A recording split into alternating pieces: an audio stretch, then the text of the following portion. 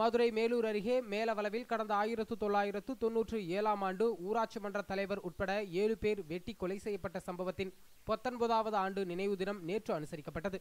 இதனையடுத்து அவரது நினைவிடத்தில் விடுதலை சிறுத்தைகள் கட்சி தலைவர் தொல் திருமாவளவன் மலர் வளையம் வைத்து மரியாதை செலுத்தினார். பின்னர் செய்தியாளர்களிடம் பேசிய அவர் தமிழகத்தில் வன்முறை சம்பவங்கள் வெறியாட்டம் போட்டு வருவதாக கவலை தெரிவித்தார். மேலும் தமிழகம் அமைதி பூங்காவாக திகழ்வதாக அரசே கூறுவது முழு பூசணிக்காயை பிடி சோற்றில் மறைக்கும் முயற்சி எனவும் திருமாவளவன் குற்றம் சாட்டினார். சட்டம் ஒழுங்கு பாதுகாப்பு குறித்து தமிழக அரசு அனைத்து கட்சி கூட்டத்தை கூட்ட வேண்டும் எனவும் திருமாவளவன் தமிழக அரசுக்கு கோரிக்கை விடுத்துள்ளார். தமிழக முதல்வர் அவர்கள் தமிழ்நாட்டில் கூலிப்படை கலாச்சாரம் இல்லை என்று சொல்லுவது பெரும் அதிர்ச்சியை தருகிறது. கொலை, கொள்ளை, சாதிய வன்கொடுமைகள் என்று தமிழகம் முழுவதும் தலைவிரித்தாடும் நிலையில் தமிழகம் அமைதி பூங்காவாக இருக்கிறது என்று தமிழ்நாடு அரசு சொல்லுவது முழு பூசணிக்காயை பிடி சோற்றில் மூடி மறைக்கும் முயற்சியாக தெரிகிறது.